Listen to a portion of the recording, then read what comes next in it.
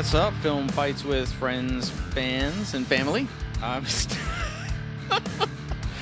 We're always trying to work this intro, but I just figured we'll add a couple more F words.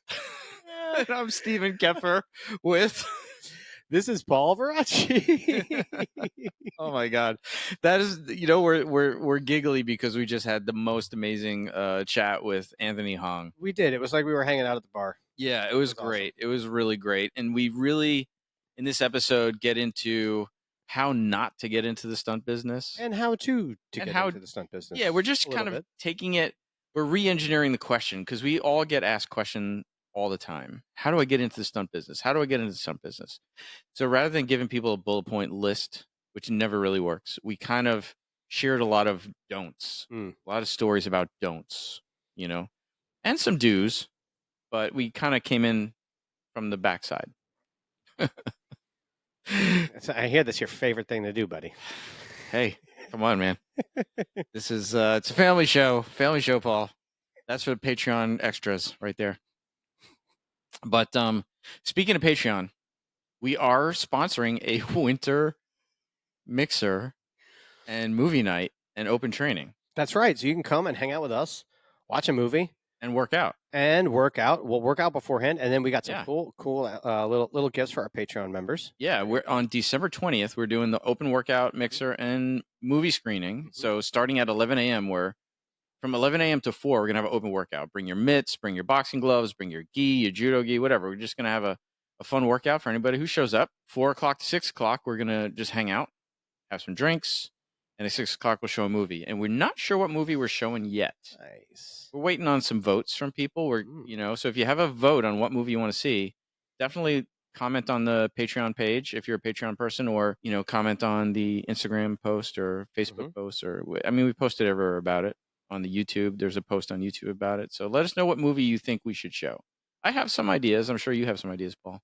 I do. I mean, you know me. I watch the same fucking 20 movies every day for the past 30 years. So let us know. But if you are, like Paul said, if you are a Patreon member, a paying Patreon member, we have some cool gifts for you that we acquired while we were working for Paramount on the Mission Impossible campaign. Some cool limited edition posters and other really cool swag and things like that if you are a Patreon supporter and you show up to our mixer, you will get a pretty cool gift. Which also comes to be, if you want to be a Patreon supporter, support us on Patreon. Yeah, man, that is the lifeblood of the show, right? You guys really do keep us going. You have no idea how many, all of our awards, everything that we submit to, everything that we put in, all those little donations from Patreon really help us able to get that. Dude, the new mixing board. Thank you, Patreon members. Sound is great. I can play with the wires now, and there's no cracklies. Actually, it's we really appreciate the Patreon folks, and we know that there are a lot of you on Patreon that follow us that are free followers. What do we got to do to get you to upgrade a little bit? Just a little upgrade, $5 a month, nothing too crazy. We have a $2 level, that will just $2 will get you none of the other perks, but it will get you the advanced access to the episodes.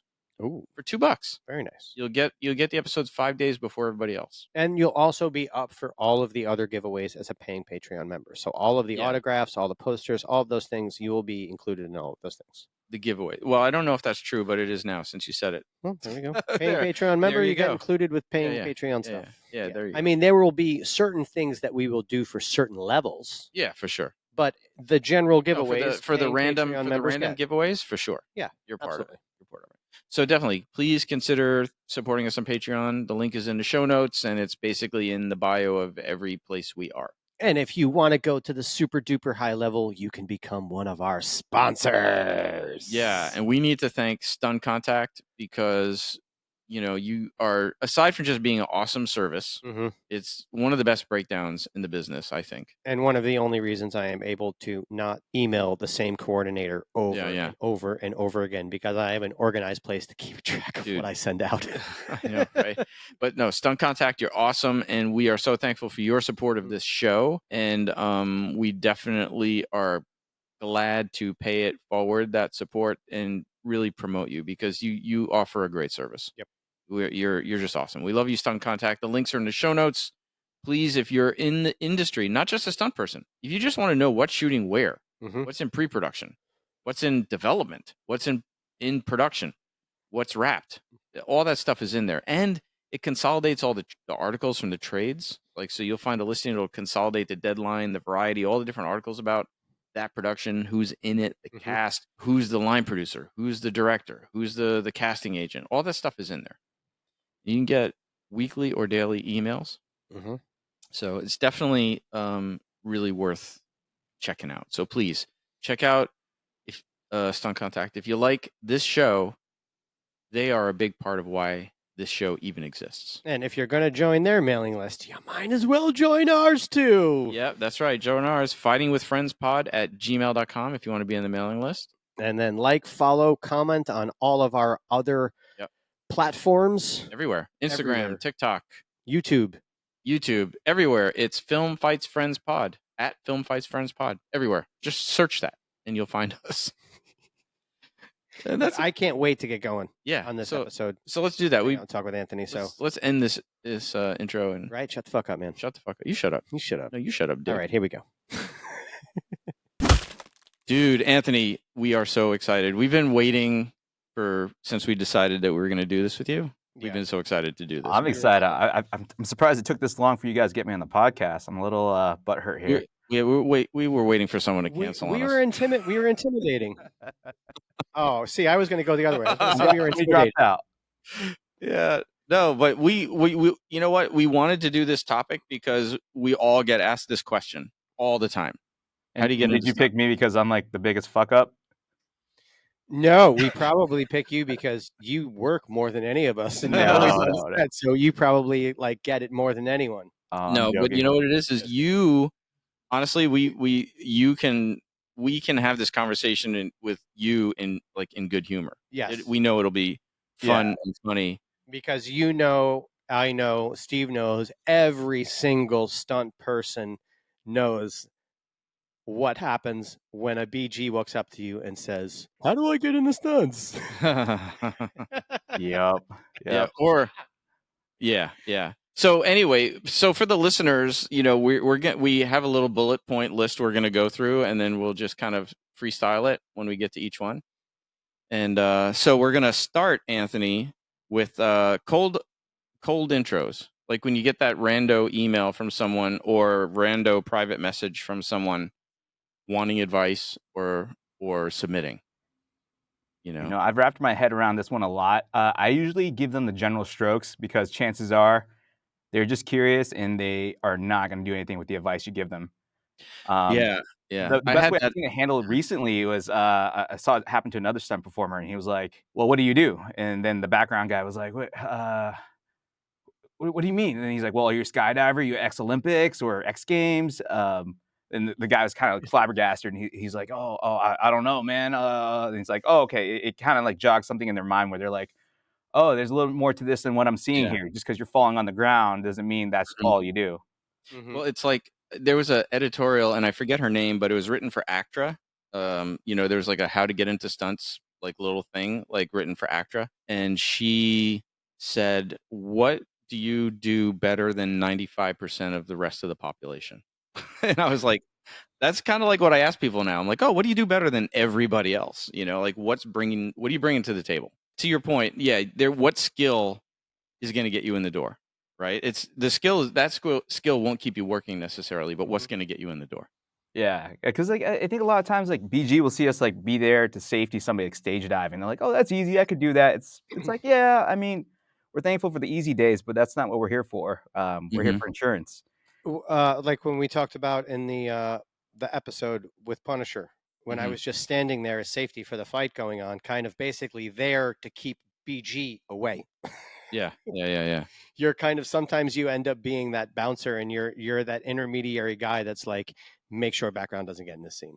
Yeah, or protecting the camera op or doing things like that, And you're not concerned about trying to fight your way in front of the camera and doing extra stuff. Most of the time you find as a stunt guy that even when the camera's right in front of you, you're not in it. Oh yeah. You're not there. Even when you go to watch it, you're like, "Oh, the camera was right in front of me. I can't wait to see this episode." And then you're just like, "Shit." Yeah. Well, yeah, like you said, maybe you don't want to be in it because then you're burned and you're not coming back Very that true. season or whatever. You Yeah, know, you're trying to hide your face doing the stunt performer salute. That's not that's me. it. That's it. You know, I had to do a fall like that, and then off a building, and on the way down, I realized where my arm was and where the camera was, and I literally got up and started walking back, and they're like, yeah, and I'm like, yeah, I know, I got to cover my face on the fall. But it's you mentioned that they won't follow your advice anyway. Like I had a guy fairly recently reached out to me on Reddit, and he actually had started a post on Reddit first, like asking for advice about his reel, and he posted his reel. I private messaged him, and I gave him. I said, "Hey, man, here's some notes, for your reel," and then we had a nice back and forth, about resume, how to set up your resume, how to do your headshot, and your reel. And then literally like 4 months later, he posted again in the same, and this is in the Stunts subreddit, like asking all the same questions. Like he totally and some other veteran performer started answering him with all the same stuff I told the guy privately. Mm-hmm. And then I just commented on the Reddit, like, dude, I literally said all this stuff to you 4 months ago. Like, why are you here again asking the same old questions? Your reel looks exactly the same. Your headshot looks exactly the same. Everything looks exactly the same. And this other performer is taking the time to answer your questions and giving you the very same answers you got from me 4 months ago. Like, what's the deal? Like, why haven't you done anything? And then he gave me some excuse about time and this and that and the other thing. And I was like, well, then you don't want to really do this. Like, how badly do you want to do this? It's been 4 months. You can't have a friend take a better selfie, better headshot, like whatever. Yeah, I find that annoying sometimes where people they kind of put a net out there and they're trying to like get all the answers and cherry pick the best ones rather than taking what they were given and then trying it out and seeing if it works or doesn't and then go back to the drawing board.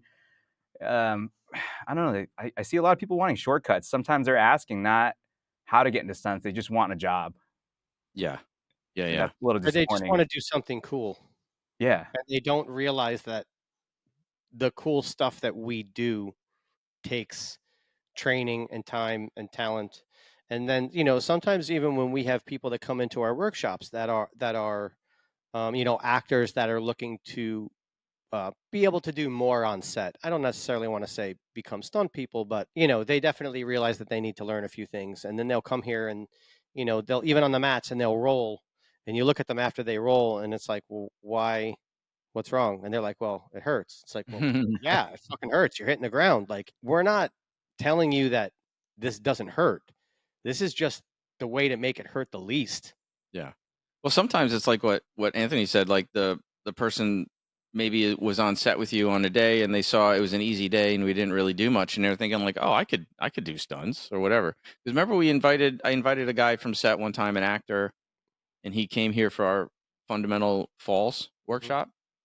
And then so we did like 6 hours of falling, and then when we were circling up at the end, he goes, "Yeah, no, I don't want to do my own stunts, man." sometimes those workshops are great for that. That it weeds people out. Well, it's not even. It's just a reality check. It's like just like okay, so you want to try it? Come train with us, and see what the deal is. Yeah, I But had a camera op not too long ago ask me like, "How do you prepare for a stair fall? How do you make it not hurt?" I'm like, "What are you talking about? It hurts. I'm just gonna do it." Mhm. Well, there's a difference between hurt and injured. Yeah. Yeah. You don't want to get injured, but it's gonna hurt. What was that? What was that from the program? Was it? Great football movie back in the day when James Caan walks up to Omar yeah. Epps when he just got knocked the fucking crushed on the field, and he's like, "Are you hurt? Or are you injured?" He's like, "What's the difference, coach?"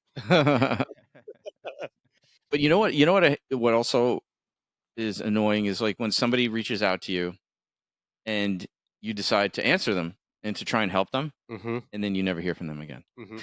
It's Oh, like, or they don't even reply back to you or say, "Hey, Yeah. thanks for the advice" or anything. They just disappear, or they take the info you gave them and then run with it, and then never come back to you. And they're just like, "I did it on my own." It's like, whoa, come on now. yeah. It's one or the other, right? They ghost you, or they, like you said, they just take the advice and it works for them, and there's like no shout out, like, oh, hey, thanks, Anthony, for that advice. It really worked. Yeah. Oh, I don't you're need a welcome. public shout out, but like a little email back, like, hey, dude, thanks so much. Yeah, just for carving out some time, and like you don't have to answer them. And like these people, like they want a short Spark Notes version. It's like it's such a complicated answer and how to get into stunts. You can't just cover it in like 3 texts. No. I mean, I've spent phone calls with people for like 3 hours just kind of walking them through things, and now I'm just kind of being more selective. Yeah. I mean, people ask, they're like, well, when they ask, how do you get into it? I was like, well, I was older and at a later stage in my life. I was like, so I looked back, I was like, how do you get into anything? You start at the bottom. Yeah. So the first thing I did was like, okay, if I want to be on set and need to learn how set works. So how am I going to figure that out? Well, be a PA. Luckily, I had a background that got me into the security portion of that. But You learn the set culture. learn set culture. You may want to be a stunt person, and spend six months, spend a year on set, work a full show, and you may realize that maybe you don't want to be a stunt person. Yeah. You want to do something else on set. Well, and it's about building the relationships, right? I mean, in the end, this is a relationship business, no matter what department you work for. Well, I guess what I was going to say when it comes to relative to stunts is if you don't have any type of a physical background and you just think stunts is cool, Yeah. get an experience, become a PA, and find out if maybe there's just another part of set that's better for you if you just want to be involved. Yeah. Stunts isn't the only way, I guess is what I'm saying. Mm-hmm. Yeah. It's definitely the fucking coolest way. Well, I mean, I'm sure we've all had those moments where we're left scratching our heads, like what brought you to this moment that you think stunts is the thing? Mm-hmm. Like, what brought you to this moment? Like, have you trained a martial art? Have you done parkour? Are you jet skier? Like snowboarder? Like, what do you do? And it's like, oh, they don't. And it's like, what? So what was the leap for you that brought you to stunts? I think part of to it get is more like, acting jobs. yeah, no, sometimes that is it. It's like the Yeah. failed actor or the failed model wants to get in front of the camera somehow, so they go to stunts. Well, a lot of times when people are like, "Oh, I want to do that," like let's just say, you go to do a special move and you throw an HK, and then someone's like, "Oh, I want to do that." Everybody wants to do that, but do you want to put in the fucking time to learn how to do that? Yeah. Because that's why he showed off, because he put in the time to learn how to do it. Yeah. There's no easy answer. It's time, it's practice, it's effort. And if you think that there's an easy answer when it comes to doing something physical outside of practice, you're in for a rude awakening, especially when it comes to hurting yourself. Well, it's like, like I got in for fighting, but it was like 3 years before I had a real fight scene. Like, people don't want to hear that. It's like, what? I was like, yeah, I got in for fight skills, and then it was like 3 years of falling and tripping and falling and getting, like getting roughed up, but it was not fight scenes. Mm-hmm. It's like, Yeah, you have to earn. You have to build the trust to get to that spot. yeah, They're not just gonna let you go in fight number 1 on your first day. They don't know if you're gonna punch them or not. exactly. It's like, how many Sambo movies are there? I got lucky with Wick because it's a Sambo thing, but okay, so how many movies do you know where Sambo is a thing? It's Well, like, it's like I gotta learn how to drive, learn how to rig, learn how to be on a wire, like learn how to shoot and edit, and learn all these other things. just like you said, Anthony, fight with a stunt guy, fight with a number one. They happen differently. Mm-hmm. Hey, while you guys are talking about skills, I've been kind of figuring this one out. Do you think it's better to be really good at one thing, or do you think it's better to be mediocre at a bunch of things? That's a good question. Because everyone's playing a different game, and I've That's seen like- it work both sides. That's like the medical profession, right? Are you going to specialize? Or are you going to be a general practitioner? Mm-hmm. I feel I can only speak for myself, and part of it, I don't know if I would have the same answer if I'd been in the business since I was like 18 or something. But because I got into the business later in life, from the stunt perspective anyway, is my goal is to have that one skill, which is fights, falls, Mm-hmm. the bread and butter stuff that I do really well, and then slowly improve all the other stuff. Like, so I'm rising the level of all the other stuff. But I tend to, like, when new people ask me, like, or like, you've probably seen this, Anthony, this ties right into your question. It's like, you meet an aspiring stunt performer, and they're taking parkour here, they're taking martial arts there, they're doing this over here, they're like studying 6 different things at once. And I'm like, you're never gonna get good at any of those things. Yeah. You have to pick one, get really fucking good at it. Mm-hmm. At least pick 2, like, give yourself something else. But if you spread yourself too thin, you won't work. So like I guess my answer is somewhere in the middle. Like you should be pretty good at a couple of things, like as an expert level or at least advanced level, and then the other stuff you should work on bringing it up. Like driving, I'm not a stunt driver, but I've trained a lot of driving to the point where I'm like when people call me up, like hey, do you drive? My first question is, are you asking if I have a license? This is New York, right? A lot of people don't have a license. Yes, I have a license. Okay, I said, do you stunt drive? I'm not a stunt driver, but I put a lot of wheel time in. I'm definitely good for like ND stuff, small gags. You want to put your number one in the back seat of my car, you can trust me. I'm good on that level, but I'm never at this stage in my career, I'm never going to put in enough training for enough time to be a that driver on Fast and the Furious. Yeah. Like some of it is just about be real about who you are and what you can do at your stage of your career. So like I'm very happy being a trustworthy driver that can drive a grid or that can do ND stuff or anything like that, or maybe hot to the mark or some simple types of stuff. I guess, to go on to your question, I don't think it matters. I think what matters is knowing when to say no. Yeah. It doesn't matter whether you're a professional or not, or at something or not. When somebody asks you if you can do something, there's a part of you that immediately says yes or immediately says no.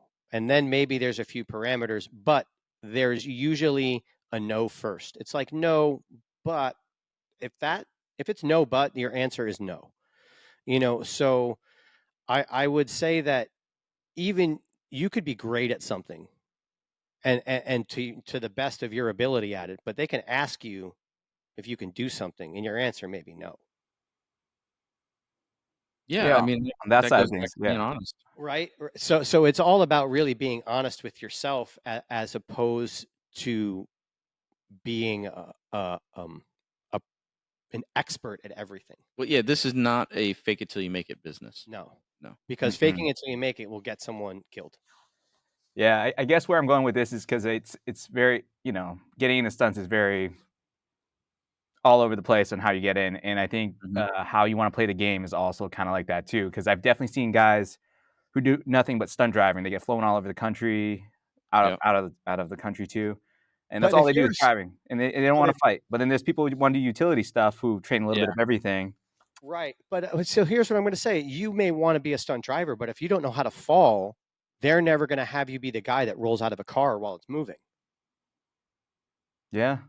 Right. So in a way, I guess if you're going to be good or at anything, if you're a great driver, then you better make sure that, I guess, in the stunt world, I guess whenever anyone thinks about it, they think about falling, getting hurt, that mangled body, that hitting the ground, I think, or taking a punch.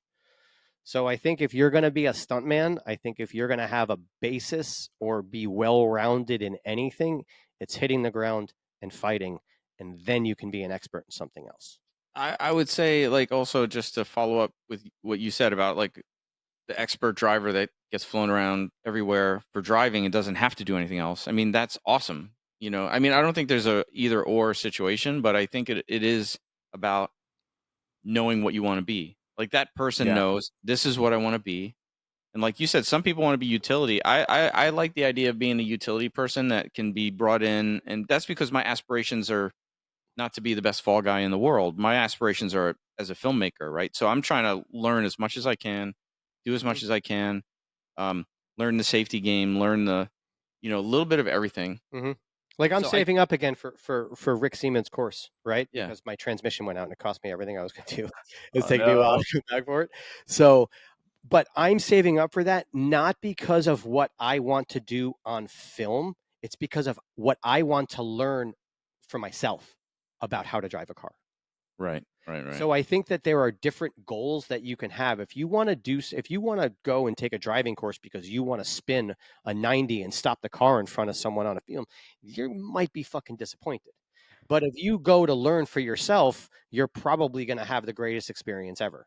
And I think that's how you should approach training in general, because I've also seen people try to just rack on certs and take on every course. It's like, don't try to train something just because you might get a day or two out of it once in a while. Go learn Yeah. something because you actually enjoy it and want to. Like if Well, you have no that's interest in it. learning tricking, I mean, it's so hard. You Yeah. got to put years into tricking. Don't start just because you think you want to get on the next Marvel movie or something. I was the other day when we were at the Open Punisher audition, right? Um for your just, hey, I can do this. What's your special thing? You threw a Hong Kong out there, right? I'm pretty sure you threw the HK, Yeah, I right? did. And Yeah. I'm sitting there and I was like, I remember when I first started learning how to do an HK, and I did it for months, 6, 7, 8 months, and I was still doing it on an 8-incher. You know what I mean? And I was throwing 10, 20, 30 a day to be able to feel comfortable to spot my landing. So for anyone who thinks that you can just, whip something like that out without training, and it doesn't take time and it doesn't take effort, it is crazy if you don't have a background in that. Yeah, well, it's like you said, like it's about time management, investment. Like take Corey Eubanks's car crash We got one class. chance left. He's doing his very last one in a few weeks. Yeah, but so this is to the point. Like, I would love to do it. I mean, money aside of flying down there and staying down there, to cost. Forget if I had all the money in the world, I probably still wouldn't do it. And if I did do it, it would not be because I have a fantasy that I'm going to be the driver that they call to do a crash, because I'm not that guy. Right. Like, You just want to do it. I just want to learn whatever knowledge he has about that skill, just to have in my back pocket, because maybe I'm going to be on set one day as a bystander where there's a crash, and I'll have a little more ability to be my own safety person or whatever. But I'm not going down there to do a car crash class thinking that I'm going to be the guy they call to do a car crash. Like the guy there's 10, 15, 20 people ahead of me on that list. You know what I mean? It's like, it's just about being real. It's about being real about who you are, what you can do, and the time you have to put into it, or that you're willing to put into it. I was gonna put a quick plug in about Corey's car crashing clinic. It is so worth it, just hearing him tell all the stunt stories. Dude, it looks awesome. When we first started this episode, I was just talking about how I was joking about being one of the biggest like screw ups, but when you listen to honestly, everyone screws up, and that's how you kind of learn. But Corey, in his course, there's so many stories of him telling you how he failed and what went wrong, and why the things he does work now. It's all about failing forward. Yep. Yeah, And 100%. I love that he shares all that. He doesn't hold back. He's just like, this is where I messed up. I always tell my first experience on set, and I fucking failed miserably. Yeah, we all do it. We all do it. And Corey, Corey had his own podcast. I mean, I don't know if he still does. I stopped following him because it was so inconsistent. He's bringing it back. Well, he had the video one for a while, Stunt Stories, and then he had the podcast one. Yep. But the ones that actually dropped when they dropped were full of great knowledge and stuff like that. Oh, the thing is like you get one like every 5 months, so I just like stopped subscribing. So we talked about multifaceted stunt jobs, right? Yes. But you are multifaceted in all kinds of areas of film. So your aspiration, are we wrong? Your aspiration is to be that utility guy. Because it seems like it anyway. You have FX credits. I do, yeah. I'm just a collector of skills. We but looked. We checked you out, motherfucker. I'm a curious creature, and I like to learn new skills, and I have a talent for remembering things. And look, I think it comes from like my background in magic, with magic tricks. I like to figure out how the magic trick works, and then kind of hold on to that. And then whenever the occasion calls for it, I can pull it out and do the thing. Right. So I try to do effects. Like rigging came from circus when I toured as a ringling clown. We had to rig all the aerial stuff, and as a clown, you kind of train across on all different areas like high wire and trapeze, whatever you saw. We kind of had to do a little bit of it, so that kind of set me up for stunts. Are clowns like the utility guy of that in that environment? Kind of? Yeah. So that's cool. So you're bringing that mentality with you here. Yeah. So I had to learn how to set up lights, load cases. What did you say? Sorry. I said, just don't start calling utility guys clowns. That's not going to work out very well. Yeah, totally. But you brought up training. that is on our list. Like, so what other do's and don'ts are there that you can think of regarding training or training groups or? Actually, I have a Yeah. segue question before we get into training Yeah. that goes back to jobs. How do you actually feel about there's that mentality of certain people, and I've run into it, and I've had personal conversations with people that are like, well, if you do anything else but stunts, you don't really want to be a stunt guy.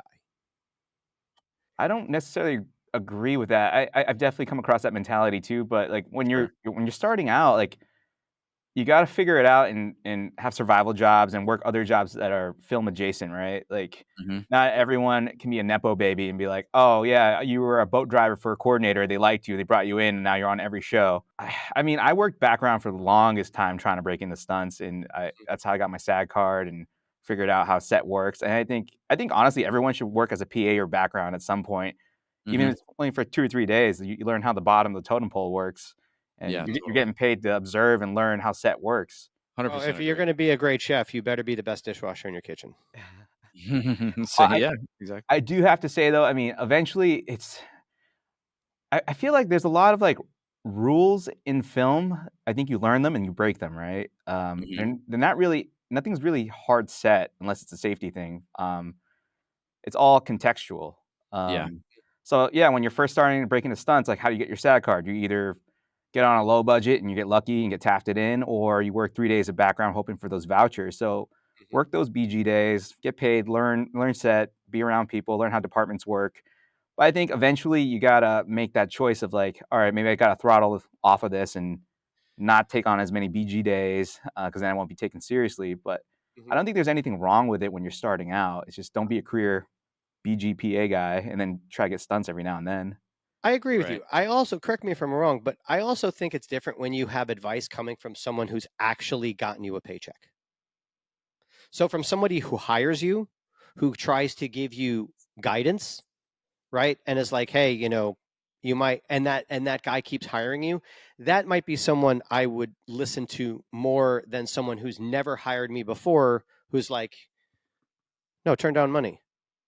Well, that And goes I'm like, back to but yeah, but just you're not paying me, so why the yeah. hell am I going to listen to you? Yeah. But okay, example, I got my BG vouchers right from Norm on Gotham, Yeah. and Norm, my final day when I got my voucher, he gave me 3, bang, bang, bang, bang, bang, like he hooked me up. And love you, Norm. And he was like, I don't ever want to see you work background again. And I was like, and he's like, if I do, he's like, I don't know how I'm gonna look at you moving forwards towards stunts. And I was like, respect. I was like, you hired me, you told me that. I'm gonna listen to you because of that. And I've Mhm. never worked BG again after I got my vouchers. Why? Because someone who hired me told me something, and the way that he told it to me and the way he presented it to me seemed like great advice that I am now going to follow. It wasn't just someone spewing bullshit because he's just like, this is the way it is. Well, to bring that piece of advice back to like the original question is like, so if that advice was given to a rookie, like you have to also take into context, I think, who's giving the advice and when they came into the business. Like, Mm. because it's very different. Like the guys that have been in for decades, and the community was so much smaller and there was a lot more work and like all this kind of stuff. Like right now, I think probably like one of the things, like when somebody says, how do I get into stunts? I'm like, wow, you're picking the worst time ever to try and get into this business because, you know, do you have your EU passport, dude? It's like, because right now it's really, really tough. Mm-hmm. So you have to really fucking want it, and you have to be willing to sacrifice a lot, right? You have to be willing to sacrifice money for training, time. Um, oh, it's my wife's birthday, but I got my first gig offer. Mm-hmm. Nope. Well, what are you going to do? The birthday or the gig? Like, how bad do you want this job? Like, so there's a lot of sacrifices, a lot of time. And right now, at this time in the industry, it is hard as heck for even the working guys to get work. You get, you'll get advice from some of the super old timers that may not really apply to the current world state of the film industry. Mm-hmm. You know what I mean? I think there's also a difference between working old timers and non-working old timers. Well, that's true too. Yeah. That is true too. Are they still working? But they're there. Mm-hmm. They're already in there. You know, that's a tough one. I when I got into the business, I was getting a lot of like the old school mentality, and now that I'm seeing this new wave of like how to hustle with social media and emails and stuff, I'm having a little hard time transitioning because it's not the way I was brought into it. Sure. Yes, I'm struggling with that sometimes. It feels like, you know, if you're out of sight, out of mind, and I'm like, I don't really want to post anything. I just kind of want to just do my own thing and stay quiet. But then, Well, like, you're not getting calls, you know. So then it's like, yeah. You what do know you Well, do? what? let's talk about. You and I are in the same boat, and I get yelled at all the time, especially by fucking this guy. I'm like, dude, I'm the same way you are. I'm like, you got to post more, bro. You got to post more. Let people know you're alive. And the thing is like I was, But don't post shit. and that I looks and like no, shit. and you know, want to know what I'm gonna go into? If you posted more, like when I saw you, the first thing I did after I got done with when we got done with the Punisher open call was the first thing I did was fucking call Steve and tell him how awesome I thought you looked. You Oh, did, thanks, actually. brother. It was the first thing I did. Like, no joke. I was like, holy shit, dude. I haven't seen Anthony in so long. I go, I don't know why he's not posting more shit. He's a fucking animal, dude, and he fucking killed it. And he also said, Anthony looks jacked. Dude, I was like, Oh, what the fuck, man? You guys know the funny thing about throwing that HK was because Jude, he was like, "What record are you gonna throw?" And I was like, "No, he's a Hong Kong guy." I was like, "I can do a Sayuchi or a HK," and he's like, "No, Right. HK." And honestly, I hadn't. When did we do that audition? Like July, June, July, Yeah, or something something like that. Yeah. I hadn't thrown an HK since like February, and Go fuck yourself. yeah, I know. I was just like, let's send it. But so when I was taking that reaction from Erica's punch, I started sending it. I jumped up, started twisting, and I was like, oh, this feels weird. And then I landed, and I was like, oh, damn, I think I messed it up. I did only like one spin, maybe half a spin. So I was like, you know, the room was quiet, and I was like, oh, I totally messed up. So I run up to Amanda Cass, and I was like, she trains with me all the time. I'm like, Amanda, did I mess it up? She's like, no. Not only did you do it, it was super high. And then I thought about it. It's because I had disappeared for a little bit. I lost like 35, 40 pounds. And it felt weird because I'm not used to doing the HK at this weight. So that's why I had the extra hang time. I was like, oh, this feels great. Dude, you were straight. You were log. Man, you were fucking horizontal when you spun that shit. It was awesome. Thanks, brother. Yeah, first time throwing that at the new weight. It feels good. That actually brings up, that kind of can bring us up to this next thing, which is on the resumes, claiming a skill. Mm-hmm. You know, because, right, I don't even remember who said to me, but somebody once said to me, don't put anything down as a skill that you can't do right now without rehearsal. And like your story is actually reminding me of that, you know? Yeah. And then like Kevin Rogers told the story on his episode, if you go back a few episodes, about the guy, it was an actor who put on his resume that he could ride quads for Charm City Kings. And then he got on set and he couldn't. And it was a good day for that set security guy who was a local dude that got a job set, who was part of the actual 12 o'clock crew. And they hired him and got him an acting coach on set. Wow. Gave him the role. It was all because this other guy claimed he could ride quads and couldn't. All the stars aligned for that guy, huh? Crazy. Oh, that was, yeah. But it's so that to your story is a perfect put. Like, don't put on your resume something that you can't do right now. Or just because you did it in a workshop Yeah. doesn't mean you can do it on a set without instruction. Like when they say, can you do something? Can you do it? Boom. Yeah. Done. Can you? Yes. I always say if you can do it at Walmart at 12 o'clock in the morning, then you know you can put it on your resume. And the reason why I say that is because Walmart floors are so hard. I don't know if you guys ever slipped and fell on one of those. They are packed. But also I say 12 o'clock in the morning is because you know how stunts work. Like you're sitting around all day, and then all of a sudden you're up at 2 a.m. when you're in your prime. You've been sitting there for like 12 hours, and you're like, all right, go do the thing. And it's like, oh, I didn't have a chance to warm up. I'm half asleep. Let's do it. Dude, they always put stunts at the end of the. It's like I don't mind putting it at the end of the shoot schedule, but then don't call me in so early, dude. Like, you know, it's like bring me in later. Yeah. No, we just want you around just in case. Like, yeah, I get it, but yeah, no, that's a good one. If you got to be able to do it on Walmart. That should be like our advice for reels. What should I put on my reel? Go to Walmart and do a fall in the do the biggest flatback you can do. Like do a forward roll while you're walking for your milk.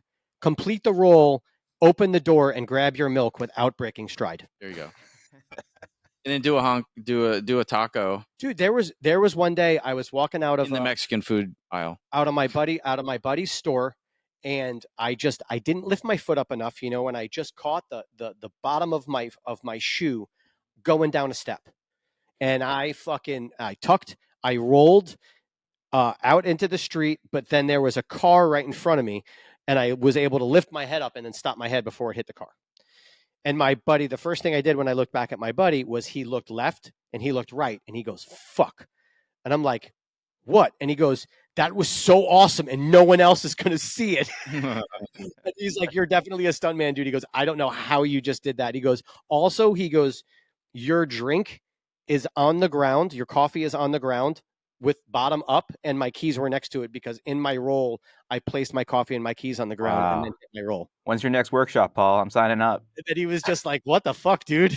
We're gonna put on the Keurig and have people roll down the stairs with a cup of coffee. When you have the students roll in the hallway, Oh yeah. oh man, Well, they're like, "Why does it hurt?" Because you're rolling on the ground, man. Well, I always tell them, like, you look real good. You're making all these little mistakes on the mats, but you're not feeling the consequence of those little mistakes. I'm like, let's just go roll down the hallway on the hardwood. What? Yeah, Like, that'll give you feedback right away. And all of a sudden, it's like that part of your shoulder, your elbow, your wrist, your ankle, like whatever's like tagging the floor, and the space because the hallway's pretty narrow. Mhm. So you gotta keep the targeting. Can't go off to the sides. Oh, I love it. What is your wait, we had another segue question. We were going Well, somewhere. we're on we've been resume. jumping around. I'm sorry. Yeah, no, it's all good. I mean, what any other do's and don'ts on the resumes besides don't lie? Oh, resume, dude. I got ready for this. I made a whole thing. Oh my god. You guys got me thinking. I was like, oh, I want to talk about all this, but Well, then cut off and start talking about shit. Yeah. Anything for the resumes? Just tell Steve, shut up, old man. I don't know. You guys got anything? Let me ask you this: at what point? Because so in the beginning, you'll get a resume from a rookie, and of course, it just has their training, and it doesn't have any jobs on it yet, right? When they're brand new. And so here's a question: is there anything that you shouldn't put on the resume? Yeah, irrelevant information. Well, first of all, I think you got to know how to format it. If you don't, take a look at other people's resumes or get somebody to look at it and give you some help. But I always tell people, go to Stunt Listing and just start looking at resumes. All different. There's every kind of resume you get, the way that is formatted. How do you feel about headshot on top of a resume? I don't think it hurts or helps. It's kind of nice. Mm-hmm. What do you guys think? I put on my resume. It's a PDF, and I have the little headshot in the top corner next to my stats. My weight and all that kind of shit.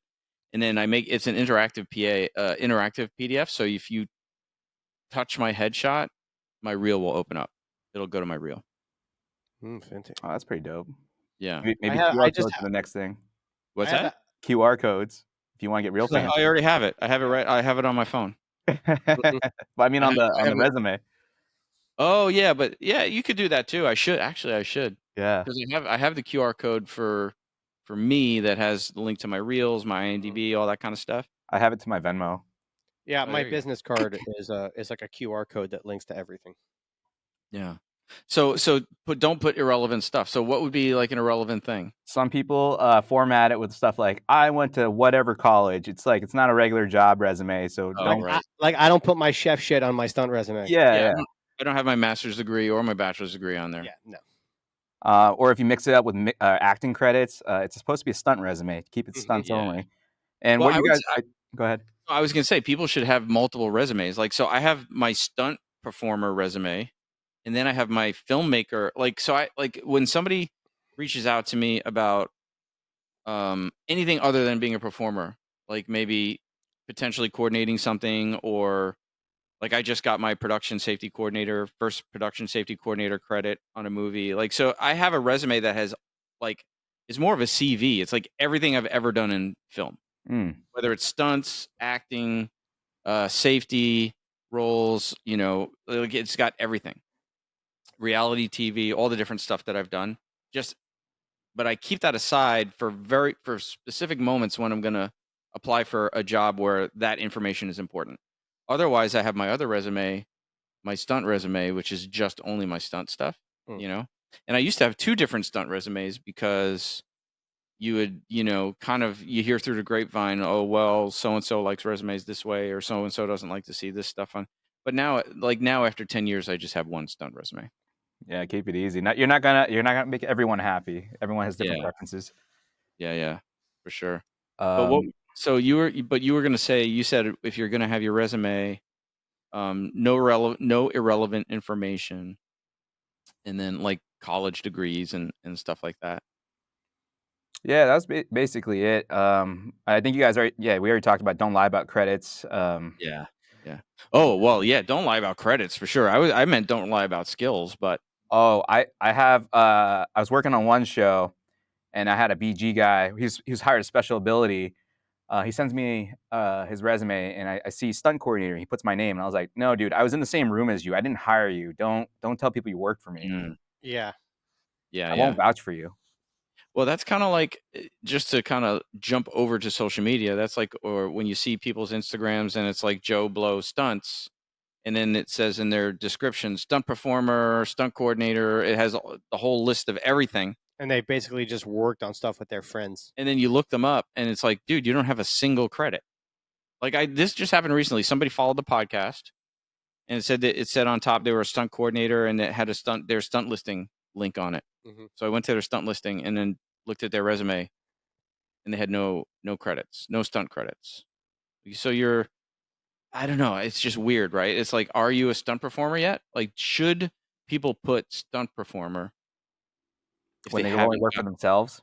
If they've never been hired by anybody? Yeah, and they only work within their own group. And yeah, like if you're doing if you've never been hired as a stunt performer, you can't call yourself a stunt performer. I would say that's a first. You're an aspiring stunt performer. Yeah. If you've never been hired as one, you can't call yourself one. You're aspiring. I remember it was a thing where even if you had like worked like 5-6 different shows, you weren't really supposed to call yourself a stunt performer until like 10 credits in, and like somebody else called you that. Like when the PAs came and got you, and they were like, "Hey, stunts, come on." I get it. I still don't call myself a stunt man. I would never let my employees call me chef. Yeah, it's like I'll just say stunt performer because that's what's on my union card. But it's like when you're putting an IMDb credit. Let's say you're putting in an IMDb. Like sometimes it'll say stunts, sometimes it'll say stunt performer, sometimes it'll say so if I had an easy day and I didn't really do anything, I don't put stunt performer. I just put stunts. Like I was in the stunt department, But like if I did a stair fall, I'll put performer. Or if I did a driving gig, something like that. Like if I actually performed anything, I'll put stunt performer. Otherwise, I just put stunts because I was just in the stunt department. That's pretty valid. I don't know. I thought you were saying you don't consider yourself a stunt performer at all at this point in the game. I was no. Stunt performer. No, stunt performer for sure, but it's like stunt man. I feel like the term stunt man is such a venerated term. Like there's a bucket list of things that I feel like if I haven't done it, I'm not really a stunt man. Right. Yeah. That's just my personal. I feel like I just feel like I haven't earned that title yet. You need to get thrown through a table and tossed out a window, lit on fire. Those old school stuntman things. All in one take. I mean, I've done all those. But, no, I know, but it's like you're a stuntman. You fuck. No, but I've never done a fire burn on camera. Oh, the one fire burn I did was with you, actually. Then you're not a stuntman. We had a little while you were on fire. We had our little firefight. That was awesome. Yeah. With the drop shoulder throw. Yeah, he the Seonagi while I was on fire. That was awesome. That was fun. That was a good time. But yeah, so I don't know. So what do you? So social media. Like, what do you think is the best way to present yourself if you're want to be a stunt person? I'm gonna take it back. That's easy. What's the worst way to present yourself? The worst way? Yeah. What shouldn't you do? What should you do? I feel like is for us is like the same thing we've been talking about. Don't put up skills that you've only done once just because it looks good in a shot. So everybody thinks you can do an HK or this or whatever. So I guess that's kind of goes in the segue of what you don't do. Well, that kind of goes like to what Anthony said before about training a little this, a little that, like just, trying to get everything. Like there are those people who train enough just to get that reel. Mm-hmm. I think one of my mottos would be always stay hungry, never be thirsty. Some people will keep posting over and over the same stuff, and it's just repetitive. They do it in different costumes or a different background. I get like social media, you want patterns and hitting algorithms or whatever, but when you're just like clouding everyone's feeds with like things that are kind of repetitive, you kind of come off desperate and you're like, oh, I need a job. Just it's like dating. You know, you wanna be casual about it. Like pitch Yeah. yourself, but don't be thirsty and desperate Like, I get it. I You mean, can spin on your knees and shoot a fucking bow and arrow. I don't need to see you do it in a every bar week. and every week in a Daredevil costume, in this guy's costume, and that guy's like, I get it. oh my God, if I see one more head scissor throw, I'm gonna vomit. Please. Like, we know it's like that's so like 10 years ago. Any spinning head scissor throw with the legs is just fucking so ridiculous now. Yeah. Oh, you talking about the Hurricanranas? Yeah, Black- yeah, totally. yeah. Like, Bless you. Black Widow, like Yeah, whatever. that It's like, was a thing for a bit. Ugh.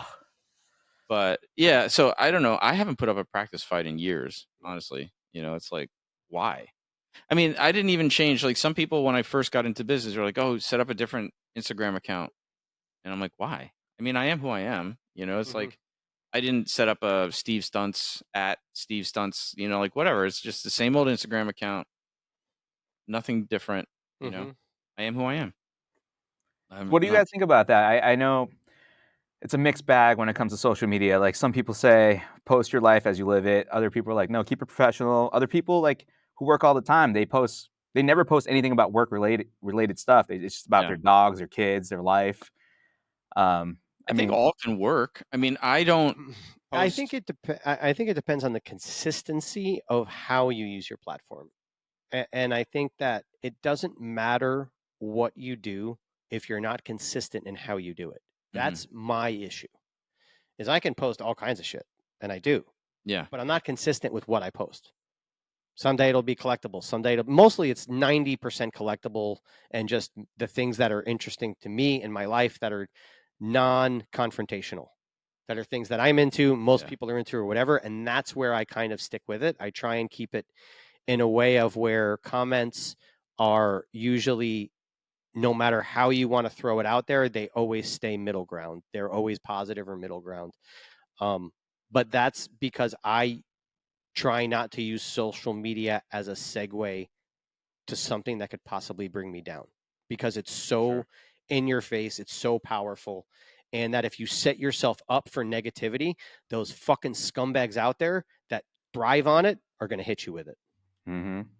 And that's also when it comes up to posting stunt videos. Sure. I mean, having said that, most of the people that shit on on social media videos are not the ones hiring anybody. True. But I mean, to be fair, like I had a pretty solid social media following before I got into stunts. So it was really, for me, it was more about how to integrate this new part of my life into this already existing sort of social media identity. So I post less and less about my stunt life now than I do, just my regular martial arts stuff. But if I work on a job, when it airs, I'll be like, yo, check out this episode, man. Well, like whatever. But it's usually more about pictures than videos, for me. What do you think, Anthony? I mean, what is your, if someone was to click on your Instagram right now, what would it look like? I actually have two accounts, one personal and one professional. I got some, I've come to learn no matter what you do, there's going to You're be not gonna people that please. don't like you for Yeah. whatever reason.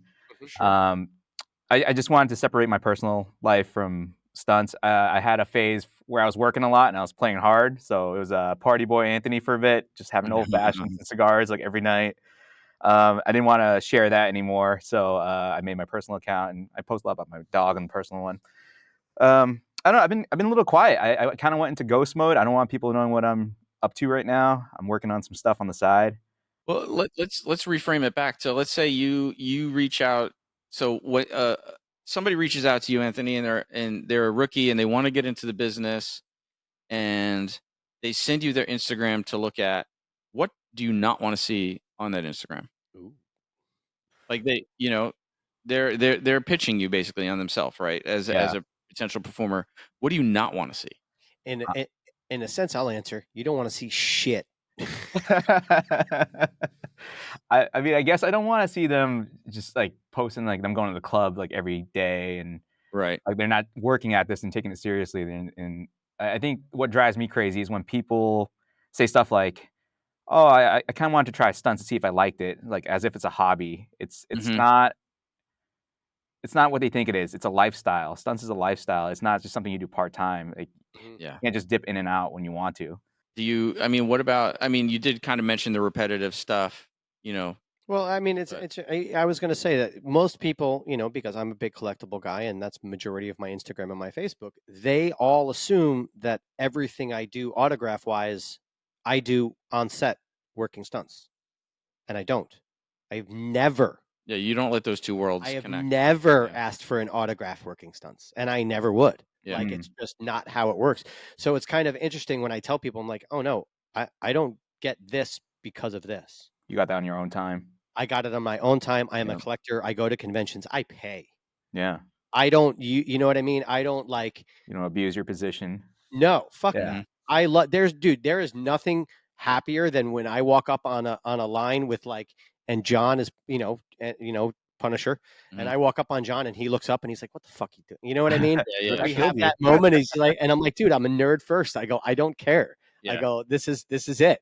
Yeah. Yeah. But it's interesting that sometimes people can be like, oh, they'll take the one job and they'll look at it negatively to another. Mm. Well, you do a good job of keeping those two worlds separate. I try. Yeah, I don't think there's a right or wrong way to use your social media. Ultimately, it's yours. If you want to Yeah. do a mix of personal and professional, go ahead. If you want to just keep it one Yep. way or the other, that's cool too. But I think you got to here's stick with it something. and be confident with it. Here's something I hate. Hmm. Here's one thing I hate. It's not about your social media, how someone crafts their page, but I fucking hate being tagged on videos that I'm not in.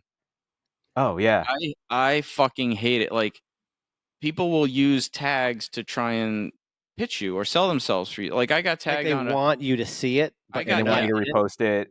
I got tagged on a shitty fight scene recently, and I was like, I don't even know this person. I don't know this person. Why? How am I tagged on this? I just untagged myself, and I was like, why am I tagged on this? Because I know they wanted me to see it, Mm-hmm. but I'm like, That's not the way to that's do where you it. go back to the send me a nice, polite, private message. Mm-hmm. You know, hey, would you look at this? Give me notes, and then I'll give them the answer that you gave me years ago when we asked if you would look at I think it was Rewind, and you said, do you want my real opinion, or do you just want me? You were like, do you want the right? You want the real truth about what I think about this? So I use that all the time. I think you, Anthony. I'm like, when people are like, hey, will you look at this video? I'm like, do you want my real opinion, my real assessments, or do you just want me to say that looks awesome, dude? Mm-hmm. Yeah, I think that's important because some people just shoot fights and send it to you, hoping to just get positive feedback, and they don't want to hear the real truth. I think it's important to find people who will actually look at your fights and nitpick it and make you better. Like Mhm. I thought I was like one of the best fighters ever when I first started.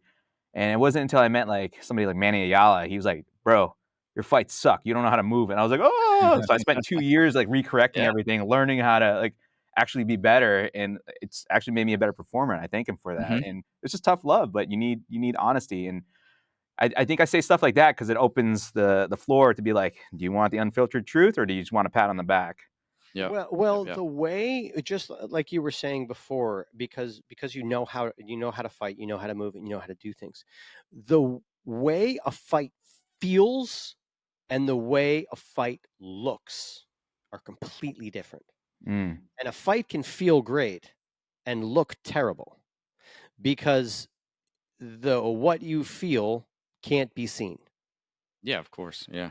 And understanding that the over exaggeration sometimes is just perfect, and that like when you go and when you fight for real, everything's tight, everything's smooth, everything's crisp. And if you're a real fighter and you're not understanding how a camera works, how to use a camera, how timing works for what the eye sees when you're the audience afterwards and before, you could be a shitty fight guy, and it has nothing to do with your abilities as a fight person. It has to do with the fact that you have no idea how to understand a camera. That's where the practice comes in, dude. Mm-hmm. I don't know about you guys. I've definitely had fights where I felt like a rock star, and then watching playback, I'm like, oh no, that Oh, looked totally. so sloppy, Or so or vice slow. versa. Or vice versa. Yeah, I've yeah, been it's on set crazy. where like Like, actually I on look Dead like an on Dead asshole. City when we were up there, I was like I had to do that, this little fall out of camera, and I thought it was for shit. Mm-hmm. I was like, this is terrible. Please let me do it again. They're like, no, it looked great. Let's move on. I was like, no, it looked like I felt like poop. When I saw the final cut, I'm like, oh, that looked pretty good. They were right. You know? So I was doing mocap work one day, and they had me. I had to finish a drop and run, and then hop on a boat. Right. Again, all of this was made up. It wasn't really there. Yeah. But the guy who was jumping out had like a fetish, and he liked to hook up with old people. And he was like a bit of a, he was a bit of a dainty guy when he ran. So I did the run a couple of times, and they were like, "Oh, do it this way, do it this way." And then all of a sudden, I go and I look at the screen, and I see this this guy running, and I was like, "Oh, do you want me to run like that?" And they all start laughing, and I'm like, "What?" They're like, "That's you." Oh, my God. So you're a rookie and you managed to find yourself on a set, either as a background, or you're hustling and you managed to get onto a set. Do's and don'ts. What do you do? What don't you do? you guys can start that one. I gotta find where that is in my notes. Yeah, no, but I'll start by saying, Don't talk. No, I'm going back to one, like what you said, Paul, about the PAs, and what both of you guys said. It's like the PAs know everything. Like, be cool to the PAs. Be fucking cool to the PAs. Hey, don't treat them like shit. Your 7 Don't a.m. treat call them time, they were already there at Hell 4 no. a.m. Yep. And then they're the last ones to leave. Like, they're already running on zero sleep, and they get no Yeah. turnarounds. Be nice. This advice goes to someone hustling a set and somebody who's like, let's say, on their first gig and they've never been and on. let me tell you Yeah. something. Unless you're the guy on the set, unless you're the AD, unless you're whatever, they are mama bear, right? Mama bear can yell at her kids, but nobody else better yell at her fucking kids, right? So, like, if you shit on a PA, chances are that director or that AD finds out about it, they're gonna fucking shit on you. Yeah. Like, you don't, you respect the PAs with just immensely. They're the They ones work so hard. They work so hard. Yes, and they're the ones, if you are going to try and hustle a set in person, they're the ones you need to have on your side. 100%. You need to have them on your side. They need to want to help you. Because most PAs that have been working for a while, well, I mean, maybe less so after COVID, but before COVID especially, they all knew that stunt performers would come to hustle sets. It's just a thing, So treat the PAs with mucho respect. Well, just anyone on set. You don't know who's who. Like, that PA could be like the director's kid, and you didn't know that. Yeah, and I've seen PAs like become directors and producers down the line, and they've hired me back. Yep. Just because I was nice to them back in the day. I mean, A lot of them, we're all learning and that's why growing. they're there. They're there to be that. They're there to get there. Yeah. And also, don't treat them like your personal assistant. Don't tell them to get your coffee for no reason. When you're not doing anything, you're sitting in the trailer. Get your own coffee. Totally. And and sometimes I'll be getting my own stuff, and they'll be like, "Oh no, I'm like, "No, I got it, man. It's like, it's all good. I can get my own shit, But if you're so what else? You've found a set. I mean, like in New York City, you walk around now, it's like it used to be like you would pass at least 3 locations where, like whatever. And then so I would always check the honey wagon. So for the rookies, learn what is the honey wagon, right? Find base camp, look at the honey wagon and see if it says stunt cop, stunt this, stunt that on the door. Then you'll know stunts are there that day. If I don't see stunts listed on the honey wagon, I just go home. Really? You don't ask the PA? That's what I do. Nah, I kind of like, because I have PA this, knows all. Yeah, but I have this mixed feeling about hustling. Like, part of me feels like I'm annoying somebody at their job, and part of me feels like, oh, if I see there's indication of stunts, then I'll hang out a bit and see who's around. If there's any, now it's like if I know somebody, which is a pretty good chance I'll know somebody.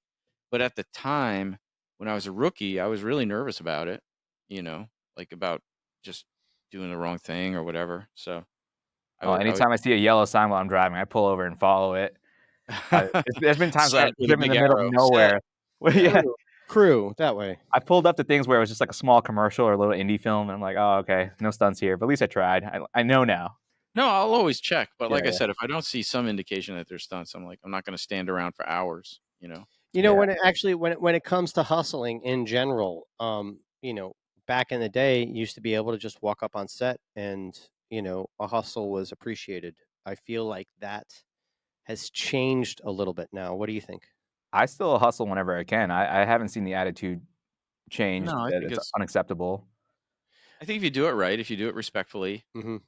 Yeah, I think the important thing is stay incognito and out of the way. Don't be in the way and try to like go during a take or right before the take. Just wait Be your like, turn. "I is here, everybody. Notice me." Yeah, yeah. the other thing that I would say, like, it's kind of like, don't make it don't turn it into something that it's not. Like, don't think there's going to be long conversation. I mean, if a coordinator engages you that way, that's one thing. But really, you're just there to say, "Hey, my name is so and so. I'd like, Mhm. I'm a Mhm. stunt performer, local to here, blah blah." Blah.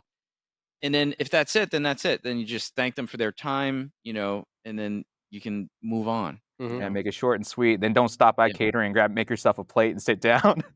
yeah, Get in and totally. out. So now that we're here, having multiple jobs on set and then running into the stunt department, I know that when I do that, I am hello, goodbye, and I leave, and I don't make it look like I'm working another job to be a whore to hustle stunts.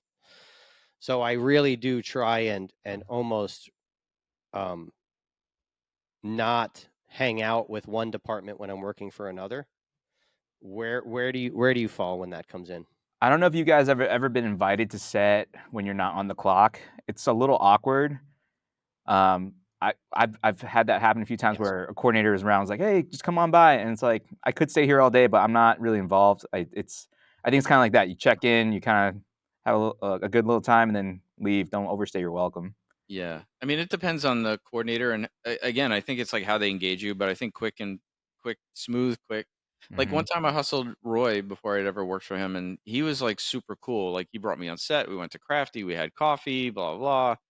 Blah. I probably spent a good 45 minutes there. He's like, "Hey, hang out. It's a slow day. Like whatever." But I still like. There is a time when it's time to go. Like you'll know. You'll kind of know if you're You'll feel it, honest yeah. with yourself. Like I But remember I hustled Court.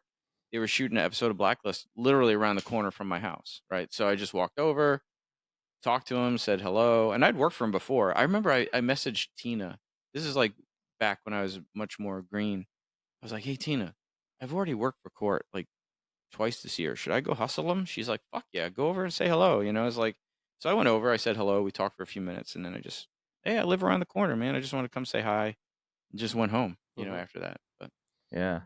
But going off of what you're saying, Paul, I've definitely worked special effects on days when there's stunts there, and I'm not trying to like schmooze and be buddies with all the. Mhm. I mean, even though there are friends, like you're working for a different department today, I'm not going to try to hover Mhm. around and act like I'm stunts when I'm not, or like at lunch, I'm going to go where my SFX boss is sitting. I'm not going to try to go sit at the stunt table. Yeah, I'm going whoever's hiring me. yeah, Yeah, like totally. when I'm loading trucks for hard out and unloading trucks, I'm pretty sure I've even seen you on set when I'm doing it. But Yeah, like I'm literally like, "Hey, what's up? What's going on? What are you doing? I'm working. I don't have time to fucking stop. I got a job to do." yeah, Yeah, So I almost sometimes I've even reached out to the stunt coordinator afterwards and been like, "Hey, I'm really sorry. I hope you don't think I was rude, but I have another job to do."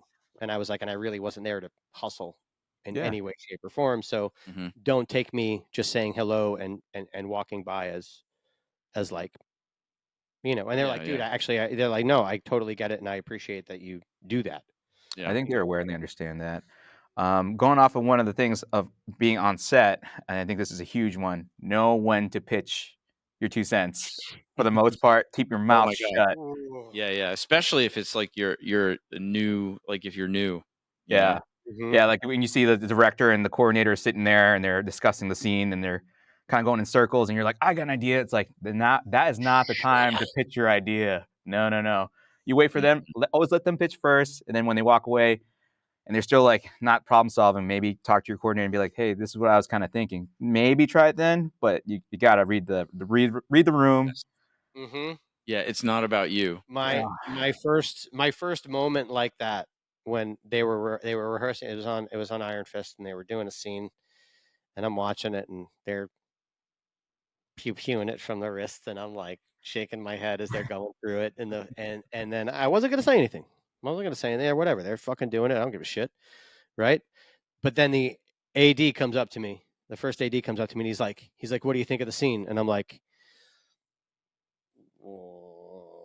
I'm like, "Well, they look like they're fucking pew-pewing it. I go, they're taking it from the wrist. They got to take their shot in their shoulder." I was like, "That's how you shoot a gun." And he goes, "Oh yeah, what are you, a fucking expert?"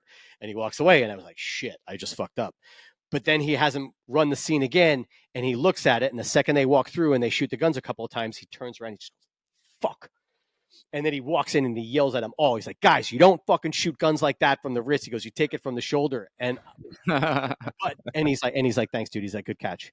And then afterwards, he found out my Krav Maga, my background, this and that. But until then, I was just a security guy.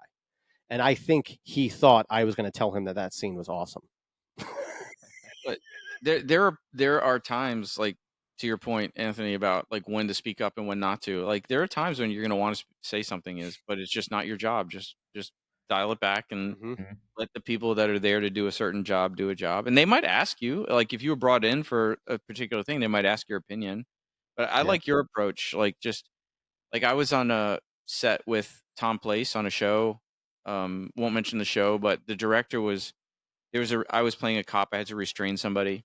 Tom was giving him all these ideas about how he wanted it to happen. And the director was just being a real fucking asshole, just like infantilizing Tom, like fucking minimizing him, like treating him like dirt, right?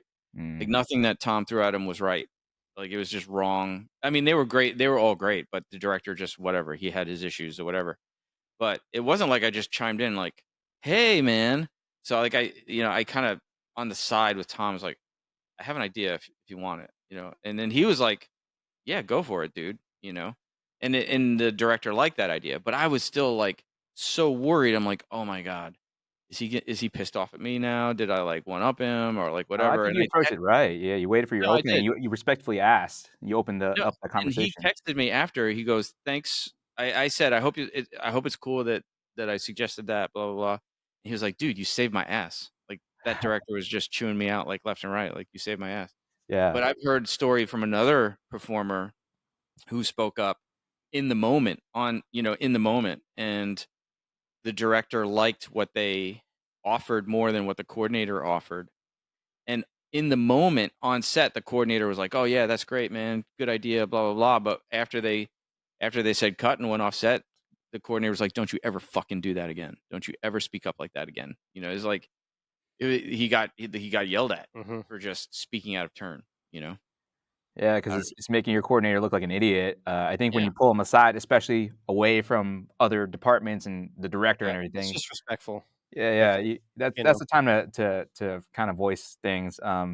Yeah. What's that saying? The right move at the wrong time is still the wrong move. Yeah, that's well, right. That's a good one. Yeah, we call it tact. Yeah, yeah. You gotta Do it have tactfully. tact, when you bring things up. You just can't fucking blurt it out. There was this one background guy. Since we're talking about on set, there's this one background guy There's always a background guy. who I felt like he was almost stalkerish. Like, he would see me I almost felt like he would always end up on a set that I was on. And He's then like, your living room furniture looks great from the outside, by the way. it was close because he would like he was following my Instagram, he was following my stuff, and I was like, and he would show up, and every time he'd be like, you want to talk to me about how to get into stunts? And I was like, at one point it was on Ray Donovan, and when I was doubling Eddie Marson, and there's a fight scene going on, and I'm watching the monitors to try, like whatever. And he came up to me and he wanted to talk, and I'm like, dude, like, I am like working right now. I am actually working right now. Like, talk to me later, Then he ended up on another set of Blind Spot, and then he ended up on another set. And I was like, is this guy fucking following me or what? But like, basically, it's the same thing. If you want to ask questions, it's totally cool to ask questions. No one to do it. Time to do it. The right time to do it. You know what Corey says? Yeah, you can't learn timing. You're either born with it or you're not. I think you can learn it, but timing is huge in life and stunts. Yeah. I've heard people talk about like the sense of timing. Like, it's an inborn kind of sense, just like a sense of sight or hearing or smell or whatever that it is, sort of this innate timing thing. But I think you can sort of like, it's like behavior modification. You can definitely learn some like, okay, don't talk now. Yeah. Talk after they say cut and we're on a break or whatever, But you're just gonna have to work twice as hard to get there. That's all. Yeah. Dude, what were you gonna say? I think the best compliment I ever got was I had a grip. I had a fucking old school surly fucking grip who's probably retired now, who is like, man, he goes, so many people get paid here to do a job, and they fucking do, and they do it fucking terrible. He goes, I would just be happy if the production assistant would pay you to come here and just be you. Just be on set, man. He's like, you're just fucking great to have on set. He's like, you just get it. I think Yeah, that's a thing now. I've heard about it. yeah. It's called a vibe coordinator. Yeah. Yes, That that could is be an you, Paul. actual thing. Velvet suit, purple, with the cane. Feather in the fedora. But seriously No, though, I can't. I gotta sport the Newsies hat. yeah, but seriously though, like that kind of ties back to what we were talking about before about like the question about being an expert of everything or a jack of all trades and all that kind of stuff. Or like the most important thing is like, can I spend 12 hours with you? Mm-hmm. You know what I mean? Like I think people will forgive a lack of skill if you are cool to be with, like for 15 hours. You know, they're much more forgiving of mistakes if you're not annoying, Mm-hmm. chatterbox, like just Mhm. mosquito, like, you know what I mean? Like if you're cool to be with on set and you understand the culture and You know when to talk. yeah, then Especially if people, you're gonna be on location with them for weeks on end. You don't want to exactly. be stuck with them just always It's almost talking. more important than skill. I mean, it is a Yeah. skill. It's not Yes. even not a skill. That is a skill. Is like to be that person on set. Mhm. Be Um, chill. Don't keep pitching yourself. We get it. You're here for a reason. Don't keep selling yourself. Stop. yeah. If people don't understand that selling yourself, you don't. It's like when people come to the gym and they take a trial class and they're expecting the pitch. Because so many martial arts school owners are like they're taught don't let people leave without signing on the dotted line, and it's a hard sell. And then like me, I'm so soft about it that sometimes they walk out and I didn't even get to say goodbye. Like because I'm just like, and then when they do talk to me after class, it's like they're expecting the pitch because they've tried out classes in a bunch of schools. They're expecting the hard sell, and I'm just like, hey, hopefully we see you again, man. And they're like, oh, is that it? I'm like, well, I just tell them straight up, I don't want a student that I have to convince to join here. Yeah, you Like, gotta I want to be want there. you to, yeah, Mhm. if you want to be here, let's talk about it. But I'm not gonna shove it down your throat, Totally. A big Get 'em one out. for me on set would be I'm seeing this a lot lately. People just being on their phones, not being heads up. Mm-hmm.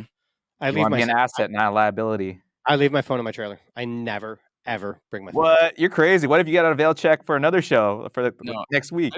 I always leave it in my stunt If bag. I get an availability check, right, and they need something that moment, it's been very rare. Like, put it this way: if I know I'm going to set and set is like really far away, I'll throw it in my bag.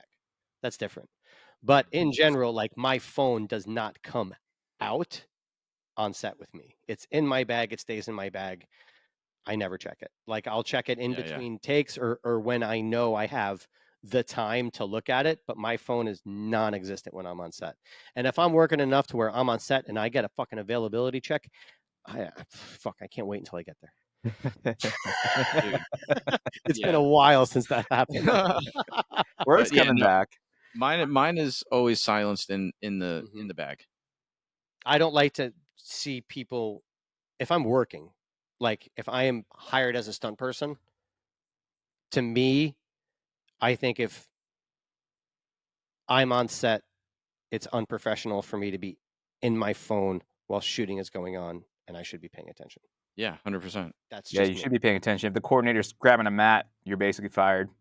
That's what I'm Oh, yeah, saying. Like totally. you Yeah. want to make sure that you are going to be there when you're needed Yeah, be heads without up. being asked, and your head in your phone does Yep. not fucking make that happen.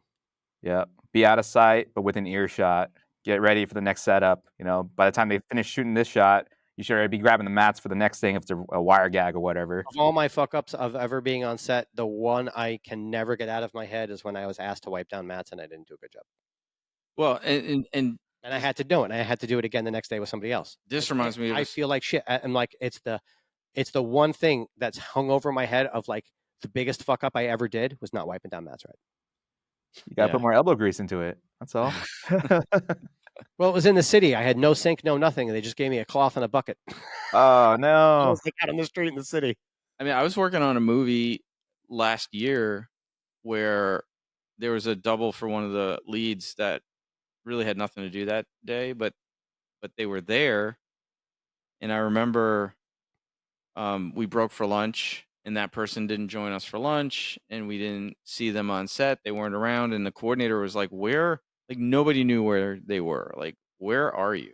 You know, it's like I saw them at base camp, and then I never saw them again the rest of the rest of the 2 days that I worked on this production. Hmm. But I mean, the coordinator made it very clear to everybody else how unprofessional that was. But it was like, don't do that. Like, be around, be available, Mhm. help. You know, there's lots of stuff to do to help. Yeah, it drives me nuts when I see people just sitting on the mats, just scrolling, and then not a care in the world or paying attention to what's going on. They don't know what the next thing is or who's who. What? It's And along those lines, like taking pictures and stuff, like don't post pictures. This goes back to social media of other Mhm. people without talking to those other people. And that goes with videos too. Mhm. I had one day where I was just an extra guy on set, and there was a big fight going on, and they had to do a reset, and I'm just kind of watching, and I'm just watching the number one kind of walking, looking and getting frustrated, and I was just like, hey man, I'm like, I can just stand here and put my hands up. I was like, if you just want to stay warm. And Yeah. he's like, that would be great. And I just stand there, put my hands in a fighting stance, and just let him stay warm, move around, move his hands, keep moving around. And then afterwards, he's like, dude, he's like, that was great. He's like, thank you so much. He's like, Yeah. thank you for noticing that. That's what I was looking for. And all it is just paying attention. Yeah, Mhm. gold star. Dude.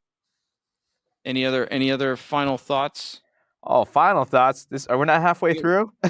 I know, right? We're already There's so much to at an cover. hour and 15 minutes here, man. But I I don't mean, know. it all kind of circles around You're the about same to stuff. open another fucking Four Loco. I, Yeah. I think one of the bigger things I want to touch on is it's just figuring out stunts in life in general. First of all, social media is not real. Don't believe everything you see. Don't use it to Mhm. compare yourself because it'll make you feel like crap, especially if you're not working. I mean, people hit me up all the time. They're like, "Oh, you're working all the time." I'm like, "Dude, that whatever I just posted was from 3 or 4 years ago. It's all Yeah. old work." Yeah. So don't believe it. Use it to be aware and educate yourself what's out there, inspire yourself. Don't Social media can help or hurt. You got to figure out how to use it. I think the biggest thing what I'm trying to get to is have a life outside of stunts. Don't make stunts be your one and only identity, because when it's slow and you get the stunt blues, you're like, "Oh, I'm worthless. What am I doing with my life?" Like, have other interests. To Mhm. tell an interesting story, you need to have lived an interesting story. So have Yeah. hobbies, have interests, have a life outside of this. So when it is slow, you go do other things or train. 100%, man. It's like I'm not faulting anybody for that does this, but like when I'm not like in my non-stunt time, let's just say non-work time or whatever. Like I'm not hanging out all the time with stunt people Or famous people. or in my social life or anything. I mean, it's not that I'm opposed. Like if you're in the hood, you want to hang out, grab a beer, that's cool. But a whole other life is such good advice. Like you can't put all your eggs in that basket. Like I love that I got I got 30 years of being a chef, now. Yeah. And Yeah. I'm still a chef. I still take chef work. But to your point, Anthony, about like this business is full of it's like an abusive relationship in a sense. Like you have these peaks of like fucking cool, exciting times, and then Yeah. all of a sudden depression. Like people will get into the union, they'll get their first job, and they're so fucking excited, and then they don't get a job for a year. Mm-hmm. Like, what do you do for that year? You can't shit on yourself all this time. Like like you have to do something. You have to have a life outside of this. Yeah, you got to find your purpose. And to do that, there's 3 questions you got to answer. Who are you? Where are you going? And with whom? People aren't figuring that out. They're like, stunts, stunts, stunts. But when stunts isn't happening, who are you? Figure that out. Yeah, yeah, yeah. In a way, I feel like that was an advantage maybe for both of us Mhm. because we came to this business with already like established lives and Mm-hmm. other careers and stuff like that. I always tell people like if I could never work another stunt job ever, I still have the gym, I still have all my students, I still have all this other stuff. And It's like and unless you come from, like you said before, nepotism, you really are putting your time in and busting your ass and making sure that you're on the top of the list for that changing of the guard. Yeah. mhm, Um, it's an investment, man. and it really is, because stunt guys last for a long time. The smart ones do. Mm-hmm. The smart ones and the good ones, they're in the business for a long time. And to try, sometimes you're 2 or 3 back in the fold of who's going to follow in you know, before you could be anything outside of just a fall guy. Yeah. You know, Well, and that goes back so to- if you're gonna really try and make it in this business, you got to make sure that you're not looking for a quick fix to be a coordinator right away and make big bucks and fucking be, you know, David Leitch and director behind the camera. It takes years and years and years of basically being a PA in the stunt world, you Mhm. know, and just being that guy that does the small things. I would also say, would you say the third one was know who you're going with, Yes. Anthony? With whom? Yeah, Yeah. with Not, whom? not, not everyone's gonna be on the train with you at the end. Yeah. Isn't it crazy? Like, Or I'm you sure could be taking a train that's going into a fucking brick wall. Yeah. Oh yeah. yeah, you could hook your wagon to the wrong, to the wrong. But it definitely is. That is so true. Like we are right. We are everybody. We are standing on the shoulders of everybody that came before us, and we can't do it alone at all. This is not a solitary thing. In a way, it's like fighting, right? Like when you're when you're in a ring or cage, it's just you, but it's not just you that got you there, you know. And it's like, so you have to have your crew. Mm-hmm. So, and then on that note, I will also say, it is who you associate with is important. And there's one thing in this business you can't fake, and that's set experience. Because there are 200 people that will be able to see through you in a heartbeat. Mm-hmm. So you can't fake that, and that's something that I feel like people also need to know. If you think that you're going to be able to, oh, I can just blah blah blah, you cannot fake that experience. No. It's fucking just like you can't fake knowing how to cook. So, what are the three things again? Know who you are. You gotta answer who am I, where am I going, and with whom. I like that. That's a great way to end. This is awesome. Thanks so much, dude. Thank you guys. This has been fun. Yeah, this was Fun, totally dude, fun, for man. sure. Totally fun. And by the Like, way, I wish we could put down the computer and just go to the bar and keep fucking chilling. yeah. And for everybody listening, happy Thanksgiving, because I think Thanksgiving just passed. Oh. When this drops, I'm pretty sure Thanksgiving just happened. That means I was cooking like crazy last weekend. There you go. That means I gained 10 pounds in. You didn't give me a care package. Bringing food to the gym, Oh shit. asshole. No. Dude. All right. Thanks so much, Anthony. It was great. Thank you guys. Check you later, buddy. Later. Take it easy. Film Fights with Friends is produced by Stephen Kepfer, Paul Veracci, Press Record Studios, and Breakball Studios. This episode was engineered by Matthew Kaplowitz. This show is powered by our supporters at Patreon and is a registered trademark of Film Fights with Friends LLC. Original theme by Aru Luster.